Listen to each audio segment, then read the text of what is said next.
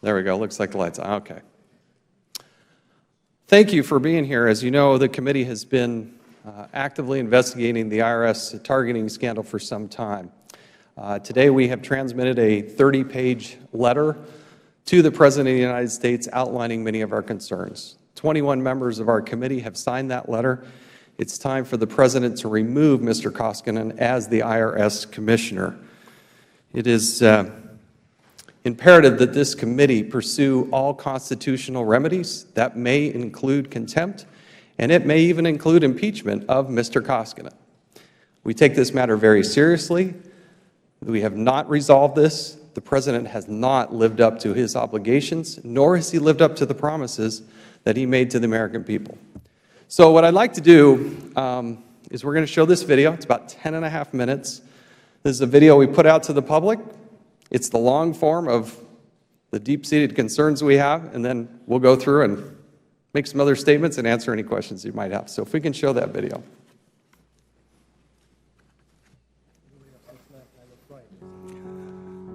From the woman at the center of the IRS scandal. Scandal involving IRS targeting of conservative groups. Where's Lois Lerner? Lois Lerner. Targeting conservative groups. Lois Lerner. That's when Lois Lerner's... This was orchestrated, it was planned. The possibility of criminal activity. The whole truth and nothing but the truth. Let the record indicate that the witness did answer in the affirmative. On the advice of my counsel, I respectfully exercise my Fifth Amendment right and decline to answer that question. The IRS and Lois Lerner, something we've only received over the years in bits and pieces. But what does it look like all pieced together? Let's rewind. In 2013, the IRS admitted to the selective intentional targeting of American taxpayers based on their political beliefs. This is Lois Lerner. She was the IRS employee with the most knowledge of the intentional targeting, but when called to testify, she refused, with the key witness unwilling to cooperate. To get to the truth, Congress had to obtain and review documents. What followed was a sequence of obfuscation, obstruction, and destruction of evidence by the IRS, which has left the American people with no real answers to why their First Amendment rights were violated.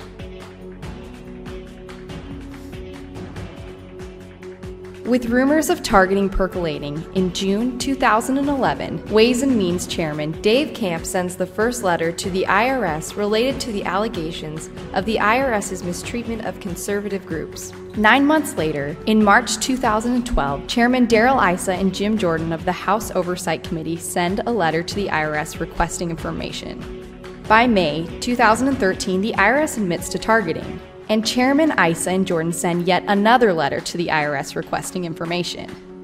The President acknowledges wrongdoing and pledges cooperation. It's inexcusable, and Americans are right to be angry about it. Our administration has to make sure that we are working hand in hand with Congress to get this thing fixed. By August, the Oversight Committee issues its first subpoena, and the committee sends a letter to the Treasury Secretary reminding him of the obligation to preserve all emails. At this point, 3 congressional committees, the Inspector General, and the DOJ all have investigations underway. Fast forward 9 months. After he condemned the targeting, President Obama states in a February 2014 interview that there is not a smidgen of corruption.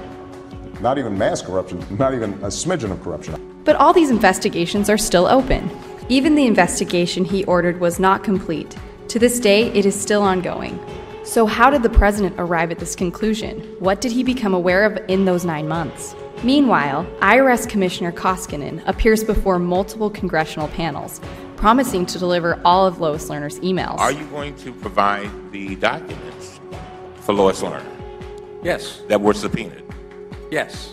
We're working very hard to get you the Lois Lerner emails. Are you or are you not going to provide this committee all of Lois Lerner's emails? We are already starting that process. Yes, we will do that. Until he starts backtracking and obfuscating and parsing. Process. We'll redact them. There's going to be thousands of pages, but it's not going to expedite the conclusion of this investigation. And then, in June 2014, he tells Congress that Lerner's emails could not be recovered. As the actual hard drive, after it was determined that it was dysfunctional and that with experts no emails could be retrieved, was recycled and destroyed in the normal process. So was it physically destroyed? That's my understanding. So what could have possibly happened for the commissioner to make such a statement? Remember that very first letter from Chairman Camp to the IRS in June 2011? Well, coincidentally, Lois Lerner's hard drive crashes just 8 days later. What are the odds? Her hard drive crashing within a week of an inquiry from Congress truly defies all odds. This hard drive will sit in a bin for nearly 8 months, until it is destroyed, within weeks of an IRS internal investigation commencing. Another coincidence. In April 2013, a month before admitting to the targeting, Lois Lerner reminds colleagues to be cautious about what we say in emails. And on that same day, asks whether the internal instant messaging system is archived. When told no, Lerner responds, "Perfect." So back to May 2013. The IRS just admitted to targeting and the president just promised cooperation. Lois Lerner comes before Congress and takes the fifth. And on the exact same day, nearly 2 years after Congress started asking questions, the IRS finally issues a non-destruct order to all IRS personnel. So with an admission of targeting, subpoenas, and investigations underway, we return to the president's peculiar comments from February 2014. Not even a smidgen of corruption. Well, on the same day the president makes those comments, the IRS discovers a problem, a gap in Lois Lerner's emails. Thousands of emails are missing from around the critical period in the targeting in 2011. Remember, her hard drive crashed. Staff recognizes the need to collect backup tapes that might contain emails from the relevant time frame. Good thing for that non-destruct order and the subpoena from Congress ordering the preservation of documents. But on March 4, 2014, 422 backup tapes containing emails from the relevant time frame are destroyed. This is 30 days after realizing there's a gap and 8 months after the non-destruct order and the subpoena. How does something like this happen? The IG testifies that it's truly an unbelievable set of circumstances. How in the world, with the preservation order and a subpoena, do they destroy 422 tapes? It's an unbelievable set of circumstances that would allow that to happen. And wasn't Commissioner Koskinen appearing before Congress at this same time, assuring members that the IRS would turn over all emails? Did the commissioner intentionally mislead Congress? Testimony suggests that the IRS knew that Lois Lerner's emails had been destroyed at the time of the commissioner's March testimony. Remember all the open investigations. Besides Congress and the DOJ, the IG was also investigating varying aspects of the targeting scandal. They started looking into Lois Lerner's emails in June 2014. Here's their story. In June 2014, the IG opens its investigations into the missing Lois Lerner emails. Commissioner Koskinen confirms that Lois Lerner's emails cannot be recovered and describes the great lengths the IRS has gone trying to find them. We've spent, as I've noted, at last count, $18 million responding. We've had over 250 employees at various times involved. We've had over 100 or 120,000 hours of effort devoted to it. And I said we've gone to great lengths. We've retraced the process for producing her email twice just to make sure that no email was missing. We understand the importance of this investigation. We've gone to great lengths, spent a significant amount of money trying to make sure that there is no email that is required that has not been produced. They didn't find any. Meanwhile, the IG is looking for backup tapes. Just 15 days into their investigation, the IG drives 1.5 hours from DC to an IRS facility in West Virginia and asks for backup tapes used to back up Lois Lerner's email account. They are handed 744 tapes. It's identified the 744 backup tapes that met this criterion, and TIGTA took possession of all of the identified 744 backup tapes. Attendants at the facility said no one ever asked them for the tapes, but that they've been there all along. IRS in testimony and letters stated that it left, and I quote, "no stone unturned," end quote, to recover the emails. Was that true? And we were able to recover emails. So it would appear that that statement is a That statement was not true. July 2014, IRS officials testified that it, quote, confirmed the emails were unrecoverable, end quote. Given that recoverable data still existed on the tapes, was that statement true? It would not appear to be true. It would not appear to be true. And I quote, "no way," end quote, to recover them. Was that true? That would not appear to be true. That would not appear to be true. We have established here today multiple incidents where the IRS did not tell the truth. Throughout the course of their investigation, which went into the summer of 2015, the IG recovers 1,000 unique emails that were never turned over by the IRS. But what did they do with these emails? To the best we can determine through the investigation, They just simply didn't look for those. So for the over 1,000 emails that we found on the backup tapes, we found them because we looked for them. They had them. They were under subpoena.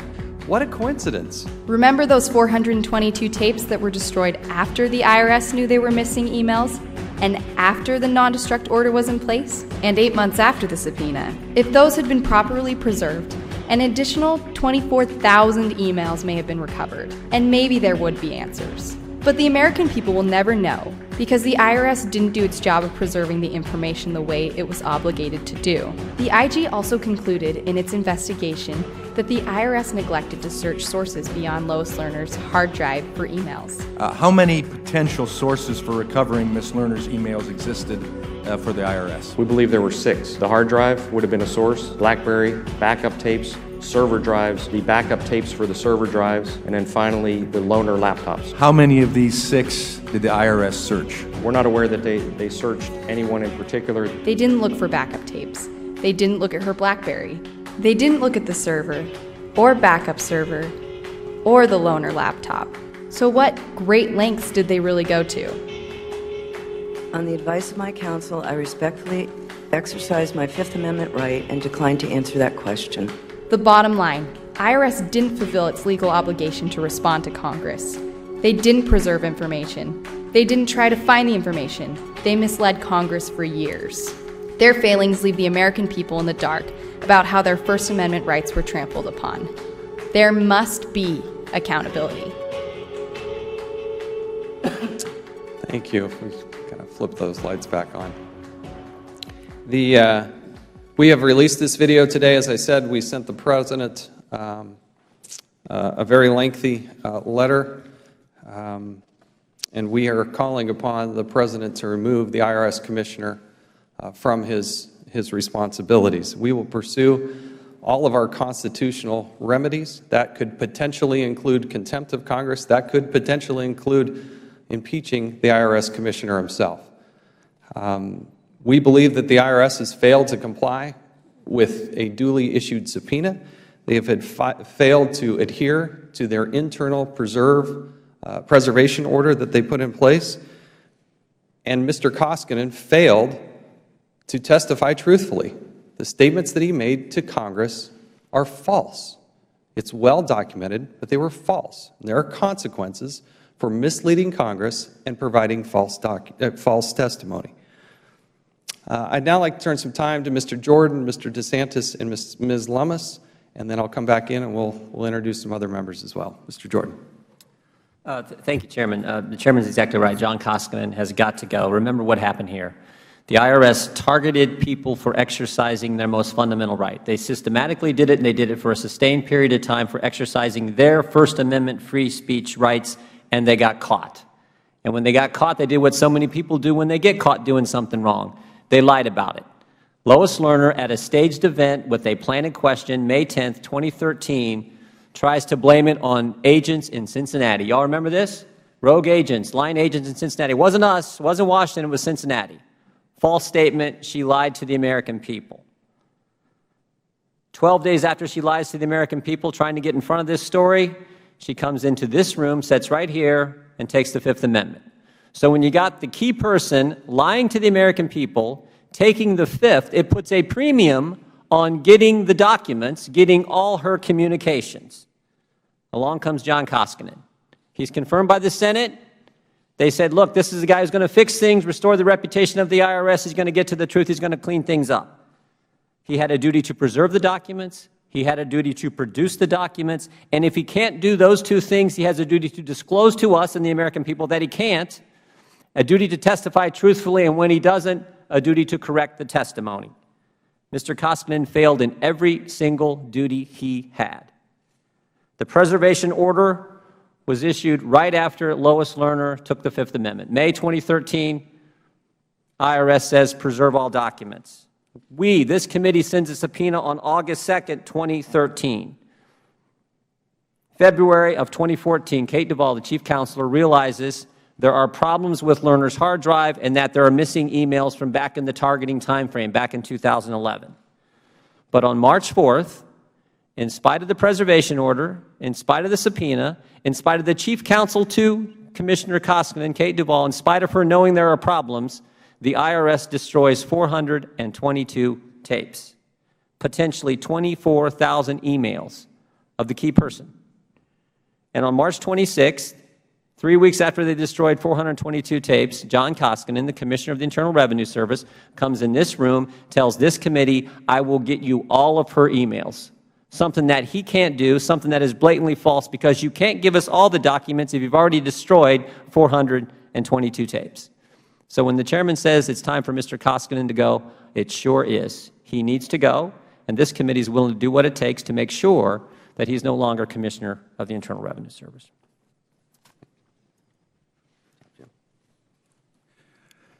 I'd like to look at it from the perspective of a taxpayer. If the IRS was auditing an American citizen, taxpayer, and the citizen said, well, you know, my email's deleted, documents now, we're not going to produce them, that just would not fly if you were in the crosshairs of the IRS. But yet what John Koskinen has done as the commissioner is really just laugh off this investigation. And I think it's been an insult to the American people to destroy evidence that is under a preservation order and a subpoena is either obstruction of justice at worst or at best gross negligence. Either way, you're not fit to continue the duties of the commissioner. And then he stood there and said under repeated questioning he would turn over every email, and we already know that there are 1,000 emails that the IG was able to get that were in the possession of the government the whole time that they never turned over to Congress. How'd they do that? They got in the car, they went, and they looked for them. So here he is saying they're going to go to great lengths, and they did not even do the bare minimum. So the question, I think, is, does somebody in the position of Mr. Koskinen, head of a very, very powerful agency, an agency that can ruin Americans' lives, ruin their businesses if they step out of line, is it okay if that individual operates under a lower standard of acceptable conduct than what an American citizen would be expected to live under? I think that situation is totally intolerable. I think the standard for somebody like Mr. Koskinen has got to be much higher than what we would impose on the average citizen. But clearly, for heaven's sakes, you know, we've got to do something to provide accountability when you have this type of conduct. And so I agree, Commissioner Koskinen needs to go. He has been absolutely grossly negligent at minimum in his duties, and that is unacceptable, and the American people deserve better. Well, I want to thank Chairman Chaffetz, Representative Jordan, and the many members of this committee and its staff for its relentless work to uncover the truth. And I encourage members of the press who are here today to look at this video again and again. This evidence has been gathered by this committee through hearings, through depositions, through letters, through responses, through reviewing documents. But there are 24,000 documents we will not get to review, documents that were destroyed that were under a direct preservation order.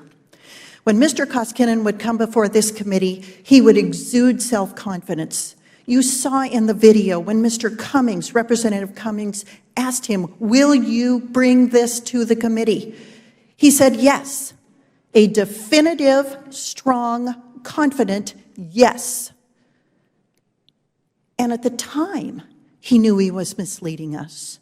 And he has been misleading this committee and this Congress, and worse yet, he has been misleading the American people. I believe we have given the IRS sufficient chance to come clean.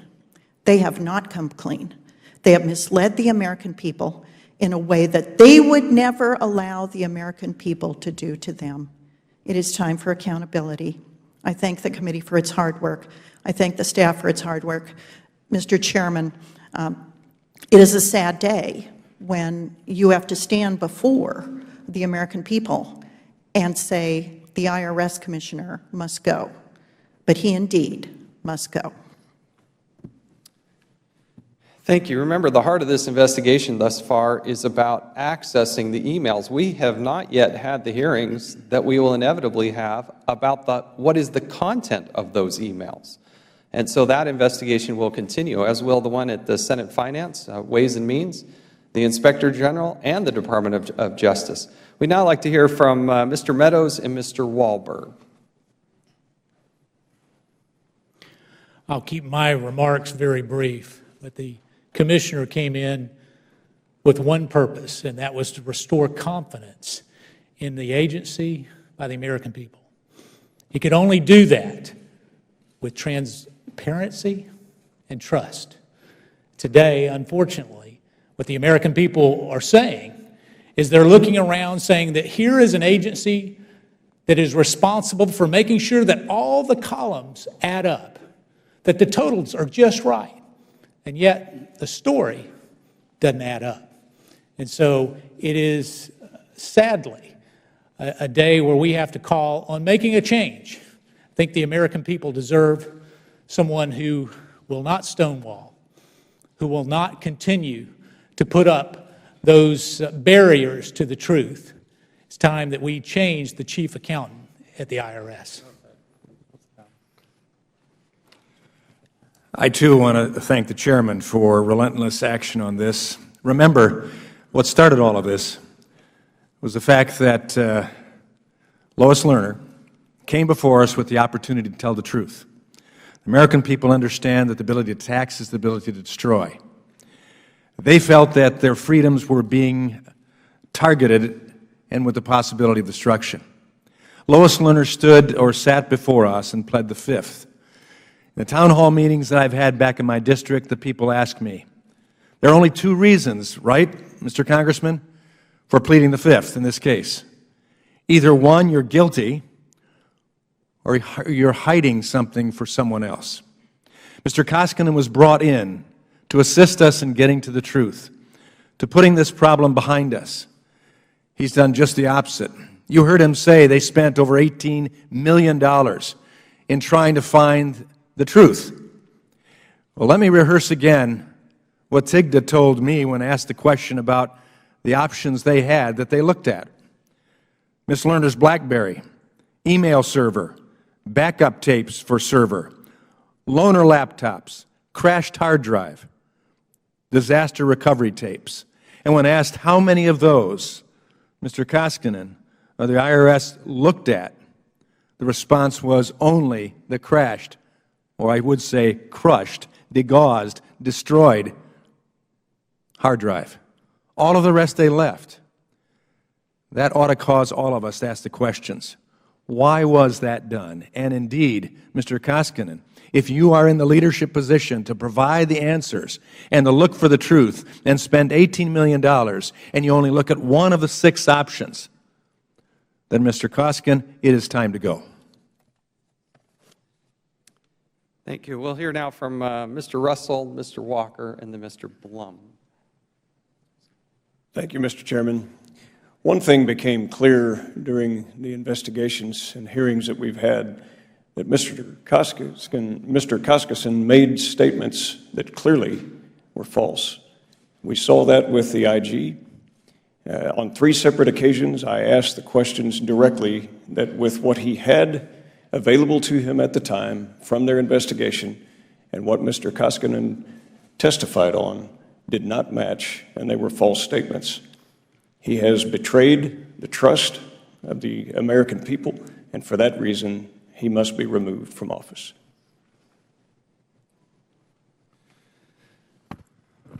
Thank you, Mr. Chairman. The time has arrived when IRS Commissioner Koskinen must go. You've heard the data, you've heard the statistics today, but even if we look at it from a more practical standpoint, private citizens would not be allowed to behave in such a manner. It would cost them their job. Whatever percentage is intentional versus incompetence is no longer a factor. The time has arrived that he must depart. At some point, we must begin to ask even a greater question. Is this not a failure, another failure on the administration's part to appoint people who cannot and have not done the job? See, the American people want something very important. We talk much about awareness, but they want action. Today, I'm very proud to be part of the House Oversight Committee that is demanding action and demanding IRS Commissioner Koskinen be removed. Thank you. Thanks. We're going to hear now from Mr. Carter. Well, thank you, Mr. Chairman. I join Chairman Chaffetz today and other members of this committee in calling for the President to remove Commissioner Considine. You know, Commissioner Considine has failed to comply with the congressional subpoena. He has failed to produce and, more importantly, to preserve over 24,000 emails. He has failed to tell the truth to this congressional body. It is time for new leadership at the IRS. The American people deserve to have confidence in the IRS, and we can only do that, we can only move forward by having new leadership. So I join my colleagues here in encouraging the President to remove the Commissioner so that we can move forward in restoring the trust in the IRS that the American people deserve. Thank you. We'll hear from Mr. Mulvaney of South Carolina. Why is this important? It goes beyond just the targeting of conservative groups. There are folks back home who've been audited in the last couple of years. And if you got audited and you contributed to somebody up here or a conservative group where your name was on a list someplace, right now, for the last several years, you've been home thinking to yourselves, I wonder if I got audited because of my political activity. Both sides of the aisle should be really concerned about that, the chilling effect that has on our process.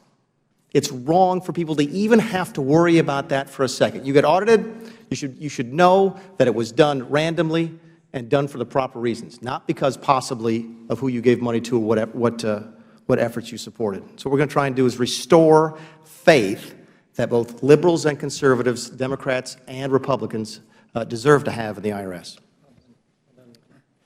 Does any other member wish to say? Yes, Mr. Desjardins. Thank you, Mr. Chairman. We have a scandal here that I believe surpasses Watergate, and I can see why the IRS and other people would want it to go away. The President got one thing right when he learned of this. He said to the American people that this is inexcusable and they shouldn't have to deal with it. It's time for the President to step up, back up those words, and get Mr. Koskinen out. We'll hear from Mr. Palmer and then Mr. Grothman, and then we'll take questions. Oh, and then Mr. Heiss. Thank you, Mr. Chairman. I would like to commend the work of the IG's office. When they came before our committee, it was very evident the frustration that they were experiencing in trying to conduct this investigation. And it's very evident that the Commissioner of the IRS engaged, or at least was overseeing, obstruction. And obstruction by itself would be justification for removing the Commissioner from his position.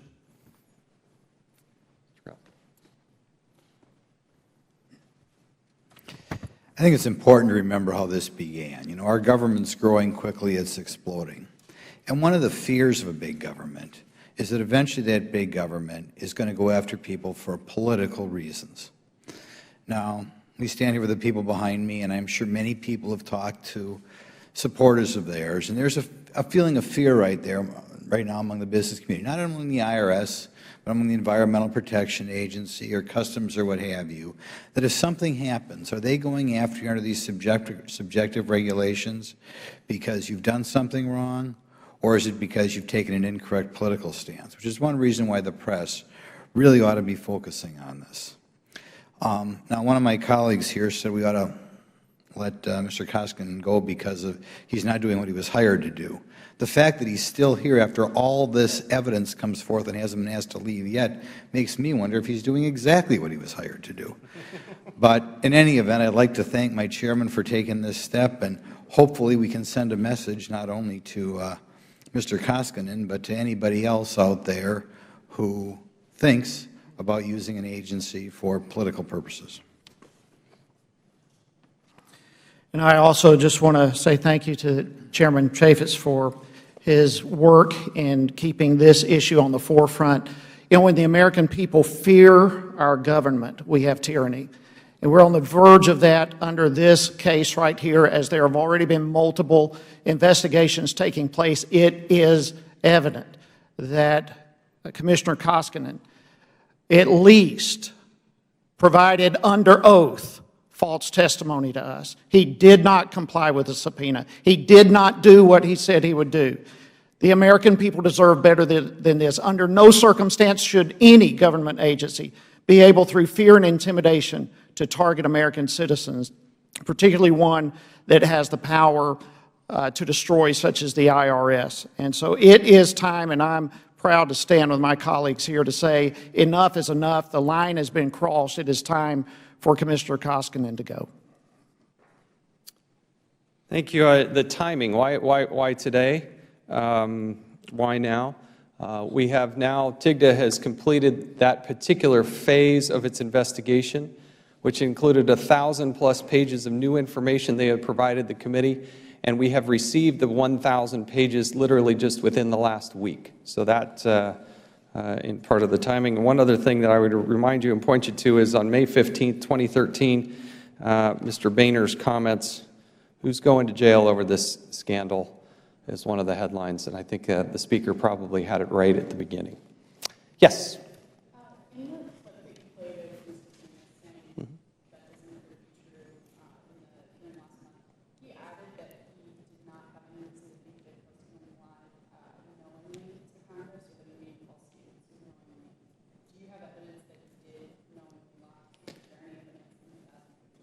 Don't worry about the microphone. It's a small enough group, yeah. The reality is what he said was false, and he should have known it was false. And he made false statements repeatedly. Look at this quote right here. "Since the start of this investigation, every email has been preserved, nothing has been lost, nothing has been destroyed." And yet those documents were destroyed on March 4th, and they knew that there was an email problem on February 2nd. Coincidentally, Kate Duvall discovers that there's a problem. We have a transcribed interview, which has not been released in its totality yet. But we do have a transcribed interview from her where she says, "I remember, it was Super Bowl Sunday. Just happens to be," what a coincidence, "the same day that the president says there's not even a smidgen of corruption." So he has said these things repeatedly, but what he said was false. Now, if you're testifying before Congress, sometimes for hours, and you make a mistake or there's an error, you have a duty and responsibility to inform Congress. It was, I believe, on page 7 of an email or of a letter that's transmitted to the Senate Finance where they say, "Oh, by the way, we don't have these emails." But the other thing that he has said repeatedly is that he knew that they had turned over every stone, they had done everything, I'm paraphrasing obviously, they had spent nearly $20 million, but they didn't even do the basics. He did not do the basics. Those were all false statements, well documented. Yes?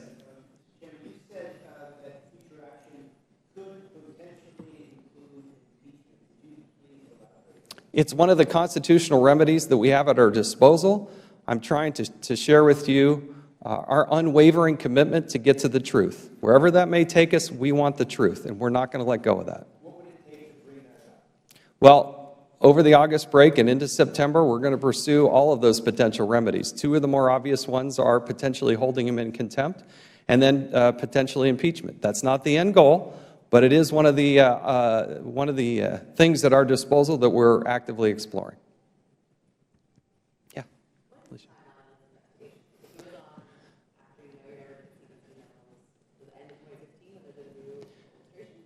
This should have been done with a long time ago. When the president made his commitment to the American people in 2013, we should have immediately been able to do what he said, which is work hand in hand to resolve this. That has not happened. It took the Inspector General 15 days to go find these emails, in which the IRS said it took them years. So I wish we could get it done tomorrow. It's hard for me to pinpoint it, but they are not working and cooperating with us. There are still 5 open investigations. House Oversight, House Ways and Means, Senate Finance, the Inspector General's office, and the Department of Justice. So I don't know where all those paths lead, nor do I know about the timing. Yes?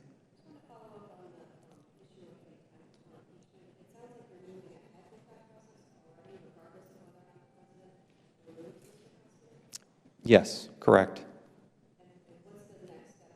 There may be other people involved as well. We've had transcribed interviews that you have not yet seen. There will be additional transcribed interviews throughout the month of August and into September.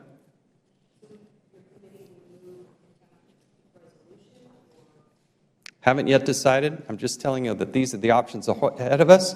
We have not come to the conclusion yet. We haven't even begun to get into the hearings that are going to be involved in the content of the emails. When Lois Lerner pled the Fifth, it gives us a great pause and great concern. We have to dive into those literally tens of thousands of emails that we do have. We will be short, according to the logs from the Inspector General, of 24,000 emails, but we can also help backfill that with the transcribed interviews, some of which have been done, some of which will be done. They've yet to be completed yet. Yes? What discussions have you had with Ranking Member Cummings about this announcement today? As you know, I have a very good working relationship with Mr. Cummings. I previewed last week that I would be doing something on the IRS. Told him that the heart of this would be in the form of a letter, but hopefully he has the time to watch the video tonight. Yes. If you had to say one thing in the 1,000 pages that we go forward today, I mean, was there a smoking gun, or is there something that... There's a lot of relevant content in there, but I'm very upset and concerned that we had a high-ranking government official provide false testimony to the United States Congress. There's going to be a consequence for that. Yes?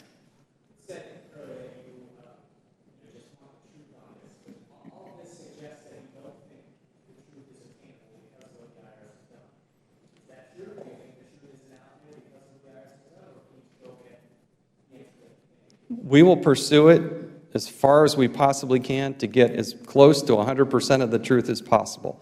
The reality is, at this point, based on what the Inspector General has told us, there will be a gap of 24,000 emails, Lois Lerner emails, that we should have been able to see. But we still have a duty and obligation to follow through to the ends of the earth, if need be, to get as close to the truth as we possibly can. A lot of these agencies seem to have the attitude they can just run out the clock. That isn't going to work with me. I promised when I sent my very first letter to Hillary Clinton about the Benghazi that we were going to pursue this until we got to the truth, and that's still going on. And the President can end this with full cooperation. Thus far, he's chosen not to do that. Yes? Don't know yet. That's still an open question. Did you want to add anything? I think that's about it. Happy to answer any individual questions. We thank you for your participation here. More to come. Thank you again. Appreciate it. Good job. Thanks, guys. Thank you.